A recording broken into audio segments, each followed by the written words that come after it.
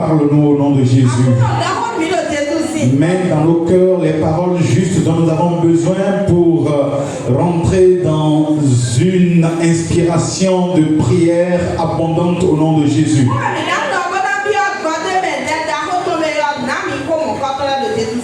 Merci Seigneur, dans le nom de Jésus. Amen. Les bien-aimés, je vous salue à nouveau dans le nom de Jésus. Félicitations à chacun de nous pour les efforts consentis dans le cadre de ce mois de victoire. Je reste convaincu que la victoire est déjà notre partage au nom de Jésus. Ce ne sera plus juste un slogan, mais ce sera factuel dans la vie de chacun de nous au nom de Jésus.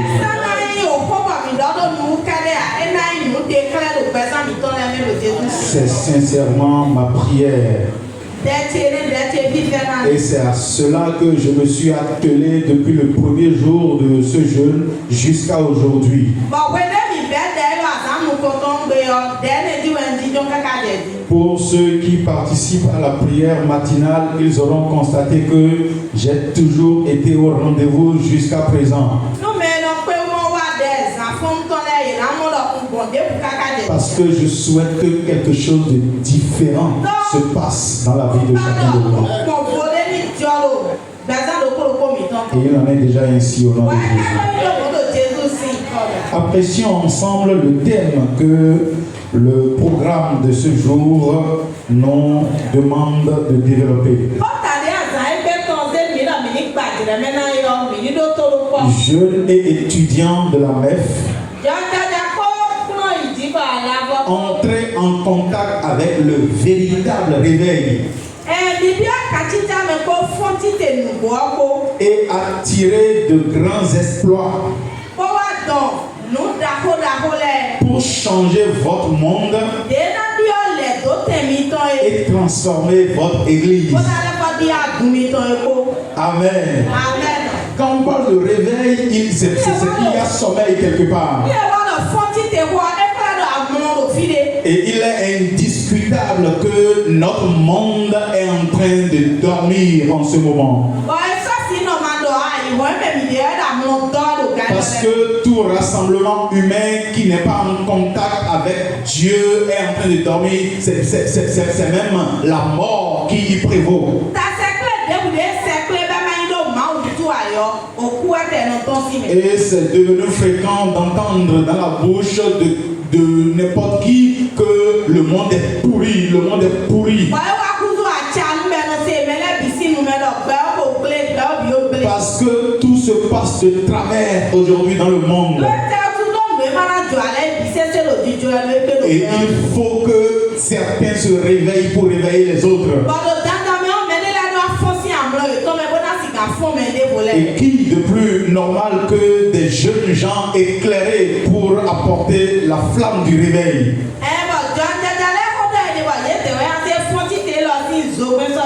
Quand nous parcourons l'histoire du monde et l'histoire de la Bible, nous constatons aisément que les plus grands réveils qui ont eu lieu ont été impulsés ou ont commencé par des jeunes gens éclairés.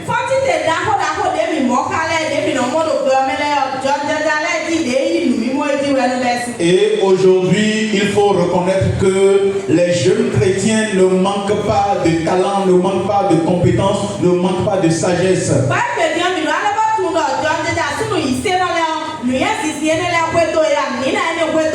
Le seul souci qu'ils ont, c'est qu'ils ont perdu la connexion.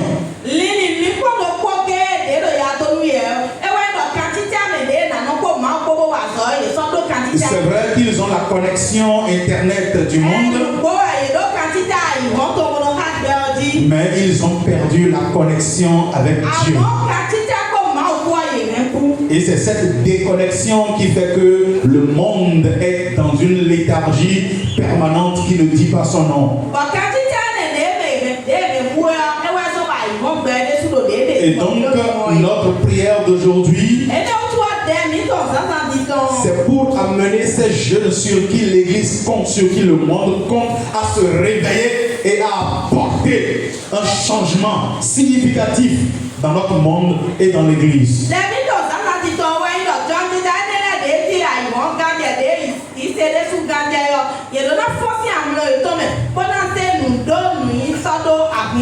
Si les Gédéons avaient dormi,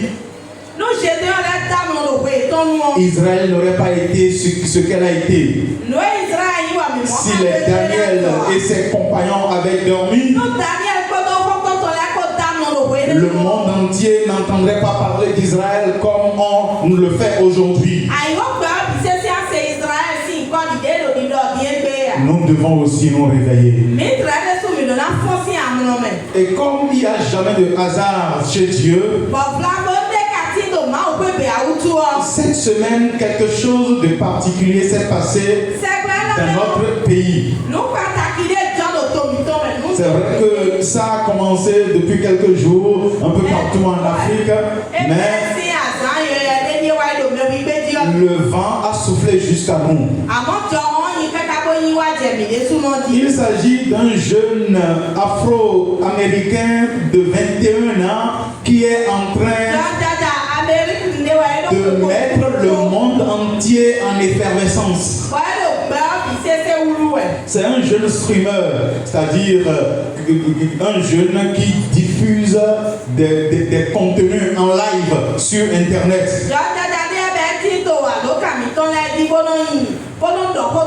C'est-à-dire quand il va quelque part, il filme tout ce qui se passe et fait vivre ce qu'il est en train de voir à des gens répartis un peu partout, à des millions de personnes dans le monde. Quand il fait une vidéo comme ça, en une heure de temps, ça peut faire plus de 50 millions de vues. C'est donc un jeune homme qui a une audience phénoménale. J'avoue que moi je ne le connaissais pas du tout. Mais tellement ces vidéos étaient virales que je me suis dit que c'est une obligation pour moi de m'informer à son sujet. Parce que je n'aime pas être du reste. Je veux être toujours dans l'actualité. Parce qu'avec ces éléments à qui j'ai affaire là, si je ne me mets pas tous les jours à jour,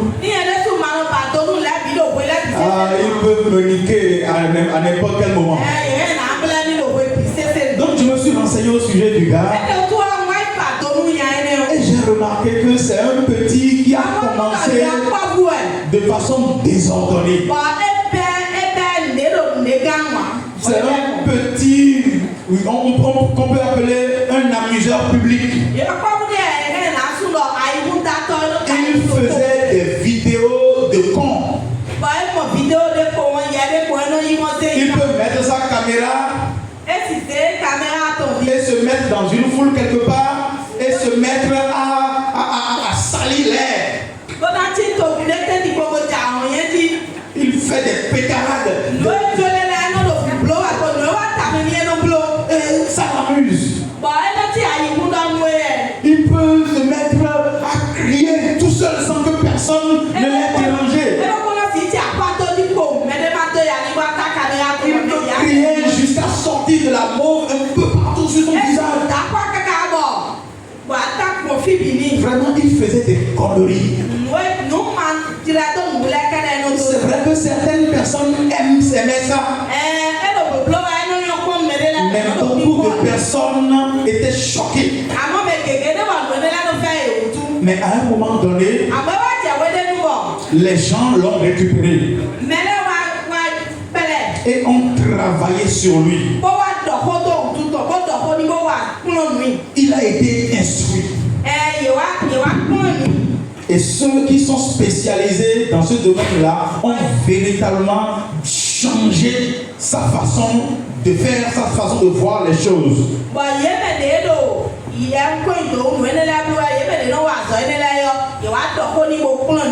Et il a bifurqué de l'influence négative à de l'influence positive.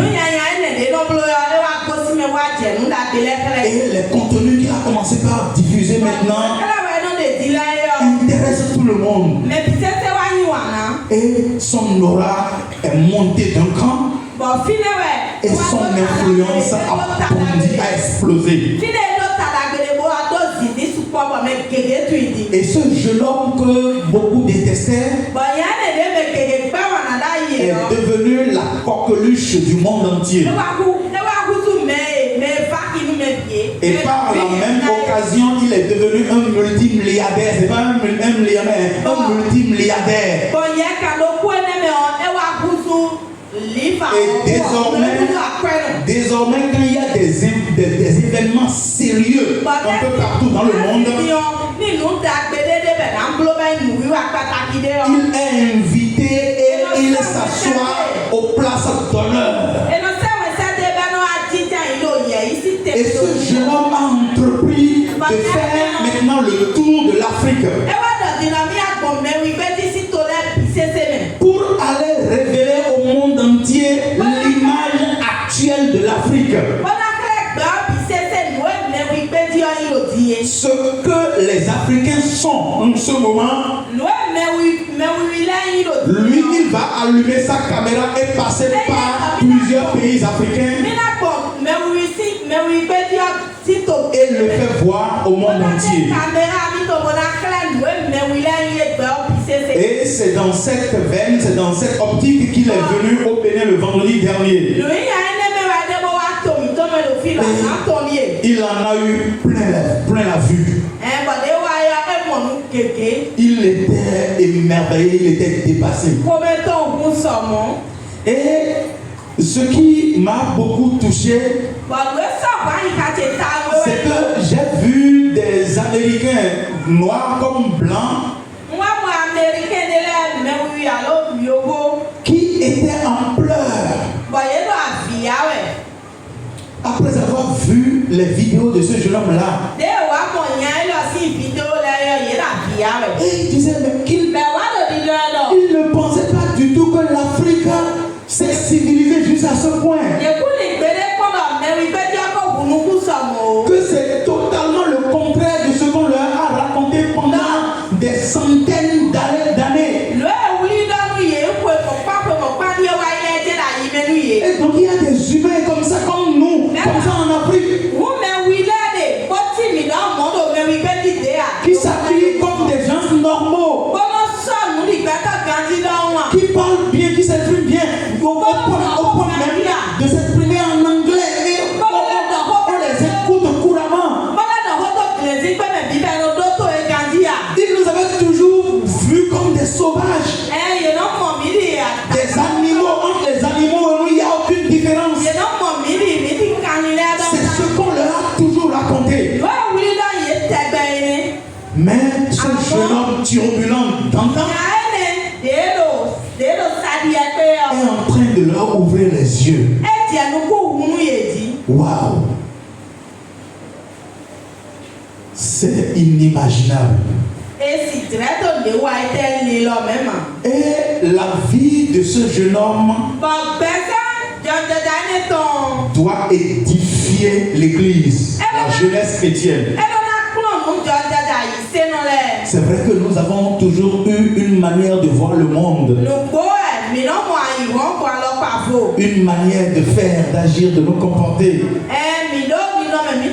une manière de parler. Mais aujourd'hui, il faut que le monde entier entende parler de Christ autrement. Vous savez, même dans notre pays, les gens ont une vision, une compréhension totalement différente de ce qu'est véritablement la chrétienté. Et il faut que les jeunes chrétiens se réveillent et décident de révéler la véritable image du chrétien au monde entier.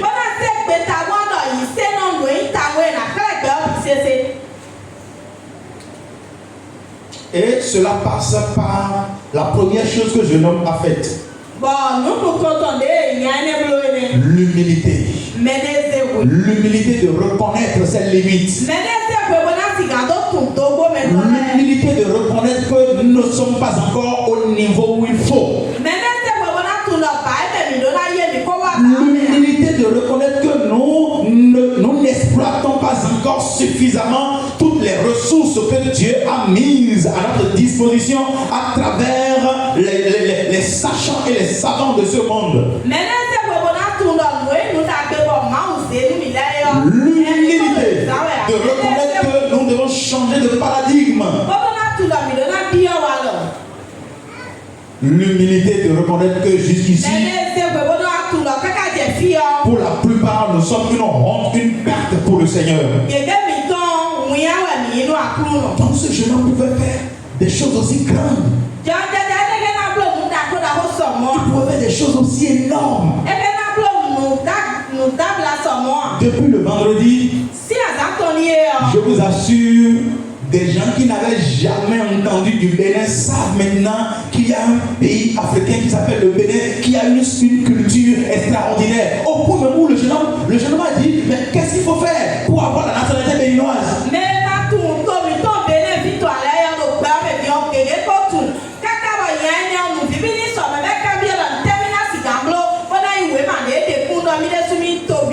Et comme nous sommes devenus spécialistes en matière de naturalisation maintenant, c'est bien possible que du jour au lendemain, ce jeune homme-là devienne béninois. Et s'il devient béninois, c'est que la culture béninoise est encore partie.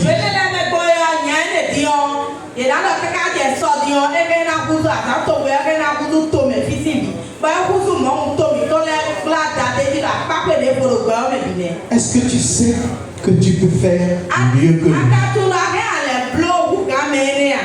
Comment il s'appelle le jeune homme? Ils ne sont même pas à la balle. I show speed. Tu peux être plus que lui. Si tu peux t'asseoir, réfléchir à la vie que tu as menée jusqu'ici et décider de changer. Et c'est ce que la parole de Dieu nous dit dans Ésaïe 57, verset 15. Ésaïe 57, verset 15. Car ainsi parle le Très-Haut, dont la demeure est éternelle et dont le nom est saint.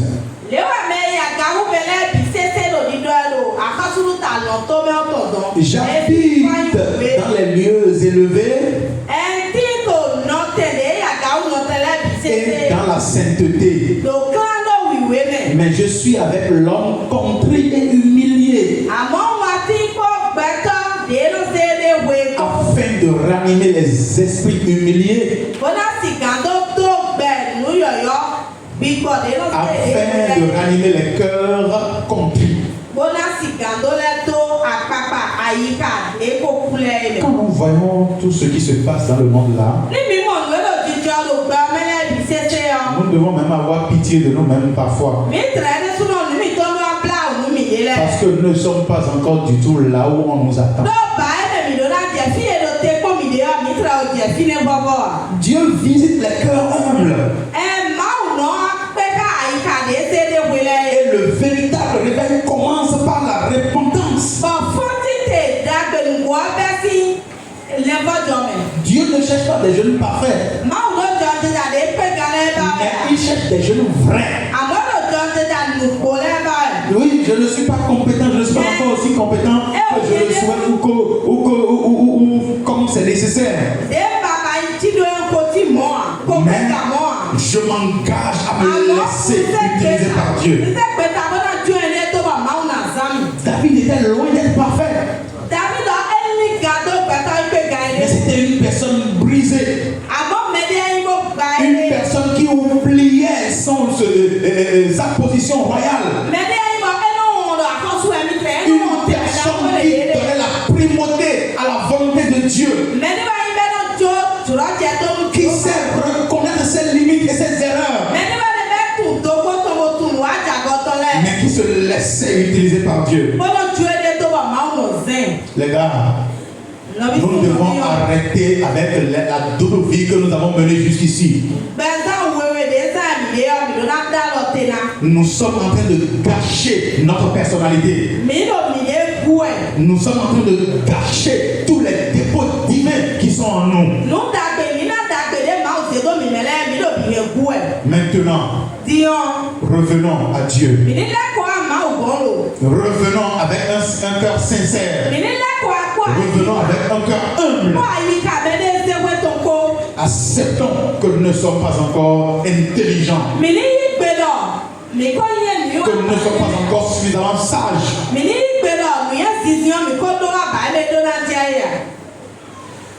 Je me demande parfois, mais d'où est-ce que les gars sortent ces inspirations? Depuis quelques mois, moi je réfléchis, je me dis,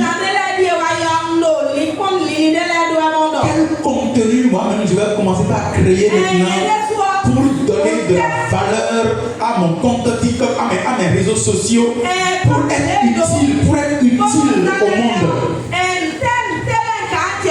Je suis là seulement, je ne fais que scroller, je ne fais qu'ingurgiter ce que les gens voient.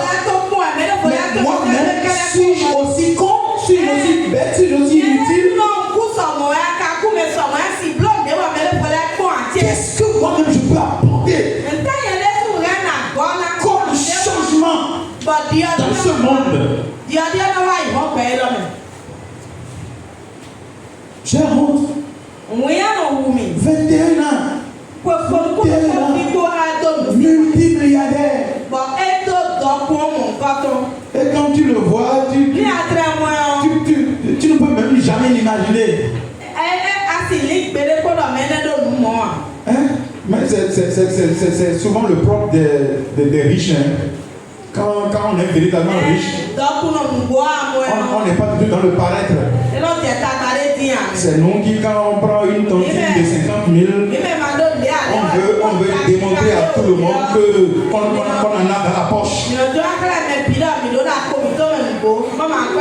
Sinon, le gars ressemble à un petit dauphin qui habite à perte de vue dans les bas-fonds de je ne sais où là-bas. Il a une bonne tête de béninois. Si on lui enlève l'anglais, et qu'on te dit que c'est un béninois, tu ne peux jamais le nier.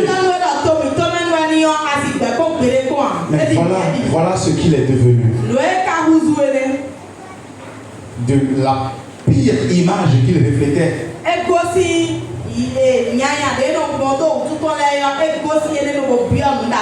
Peu importe qui tu es aujourd'hui, peu importe quelle valeur tu as aujourd'hui, tu peux refléter une meilleure image de toi. Et si tu le fais, le Seigneur va commencer par changer ta mentalité. S'il voit en toi que tu décides d'être autrement utile à ton monde, tu vas voir que lui-même va commencer par t'inspirer. Le Dieu que nous adorons, il est extraordinaire. Il est prêt pour ceux qui sont prêts. Comme le disait notre ancien président, si vous êtes prêts, moi aussi je suis prêt. Si tu es véritablement prêt à être utile, si tu te mets à part, si tu cherches à connaître Dieu autrement, dans la prière, dans la méditation soutenue, tu vas voir qu'il va commencer par t'inspirer. Il va commencer par t'inspirer. Et ta mentalité va changer. Tu ne parleras plus comme les jeunes de ta génération. Tu n'agiras plus comme les jeunes de ta génération. Un jeune de 21 ans ne devrait pas être en train de faire ce qu'il est en train de faire là. Les jeunes de 21 ans au Bénin jouent aux cartes chaque matin.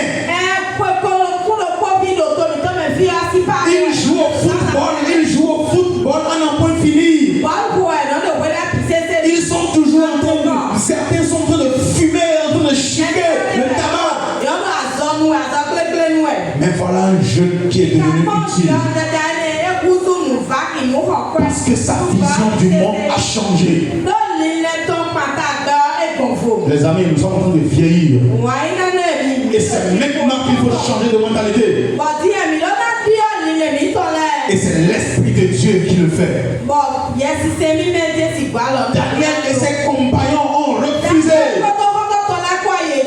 de manger les mêmes choses que le roi, de faire les mêmes choses que leurs congénères.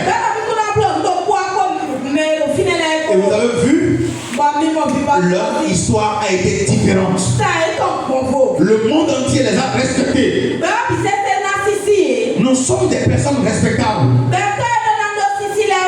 Si et seulement si nous pouvons reconnaître, nous pouvons comprendre notre identité réelle et laisser Dieu nous modeler à sa façon. Oui, c'est ça le deuxième point. Le réveil transforme votre mentalité. Votre mentalité doit changer.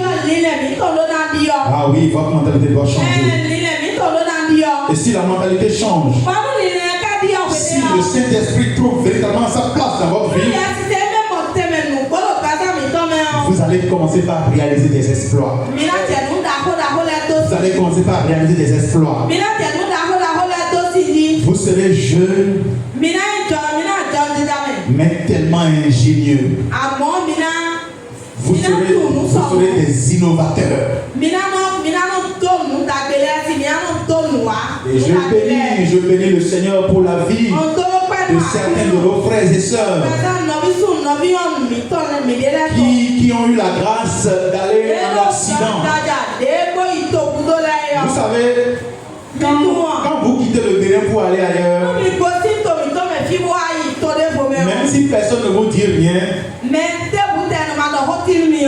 vos attitudes changent, vos habitudes changent, tout change en vous. Et ma prière pour la plupart des jeunes ici, c'est que vous trouviez la grâce, même si ce n'est pas pour aller y résider, de traverser quand même un peu le monde. C'est que nous ayons la grâce, s'il vous plaît. Que nous ayons la grâce d'aller en Occident, de parcourir le monde, de côtoyer d'autres cultures, de côtoyer d'autres manières de faire. Et vous allez voir que tout va changer. Certains de nos jeunes frères ici qui passaient inaperçus sont devenus des génies auprès des Blancs. Ils ont fait des inventions, ils ont fait des innovations, ils ont créé des choses qui laissent les Blancs stupéfaits. Ils ne comprennent pas. Ils ne comprennent pas comment de petits animaux comme ça arrivent à faire des choses qui les dépassent. Vous savez qu'en réalité, plus de 90% des inventions de ce monde ont été faites par des Noirs.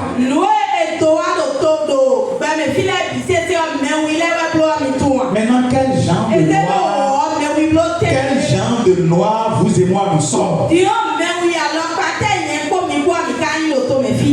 Quelqu'un a dit, enfant hier, j'ai entendu, il dit,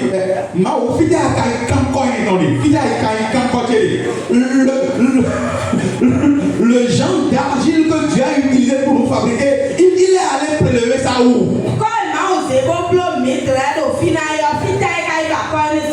Et nous sommes devenus un ramassis de nuls, de fainéants, d'inutiles, de personnes bizarres.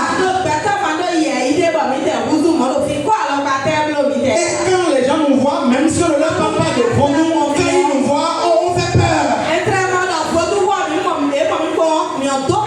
Nous sommes devenus de petits diables, des diabletés.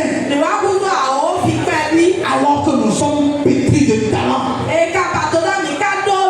Nous sommes dotés d'une intelligence sans pareil. que nous résistons trop à l'Esprit de Dieu.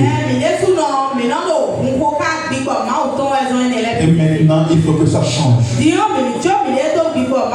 C'est ça l'objectif de notre prière d'aujourd'hui. Le Seigneur doit réveiller quoi? Le champignon qui dort en nous.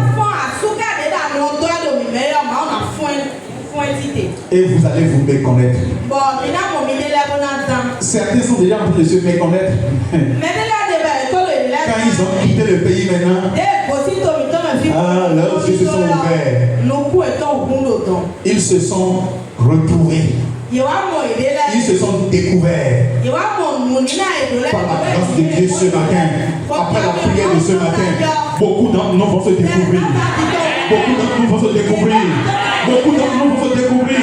Beaucoup d'entre nous vont se découvrir. Et le monde va nous découvrir. Est-ce que quelqu'un est prêt pour ça ce matin?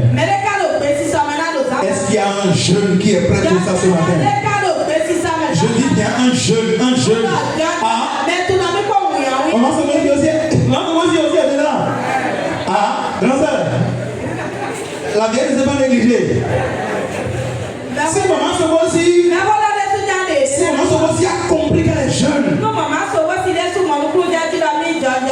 Au nom de quoi vous et moi allons nous abstenir d'assumer notre jeunesse? Parce que la jeunesse est effectivement une mentalité.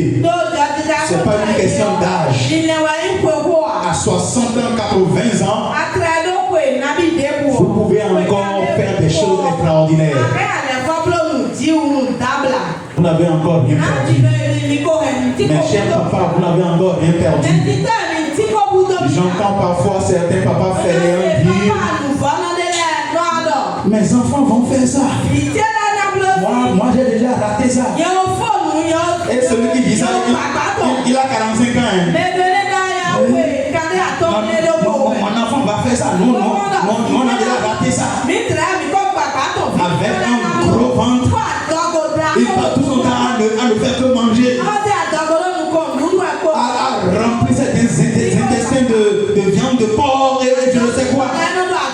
Et c'est ça son sport matinal. Quand lui se réveille, avant 9 heures, il a déjà pris plus d'1 kilo de viande de porc. Quel temps tu as pour aller faire des exploits? Et à 45 ans, tu te vois déjà vieux. Et effectivement, il a tellement pris de l'alcool frelaté qu'à 45 ans, il a déjà des cheveux grisonnants. Et quand il te parle, toi-même, tu sens qu'il est vieux.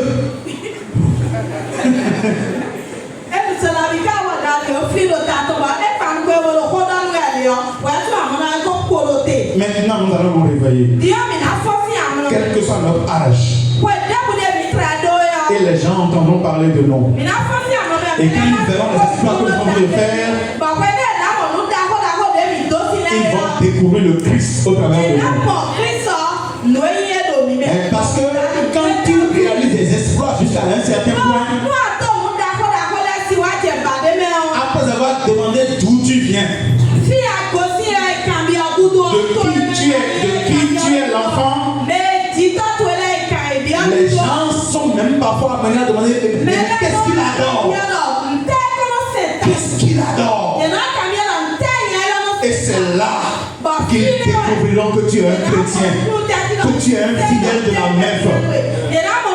Et ils respecteront ton Dieu. Ils respecteront ton église. Et ton église aussi sera fière de parler de toi un peu partout. Vous savez que parfois on demande à des dirigeants si leurs fidèles sont vraiment leurs fidèles. Et ils font semblant de ne plus reconnaître leurs fidèles.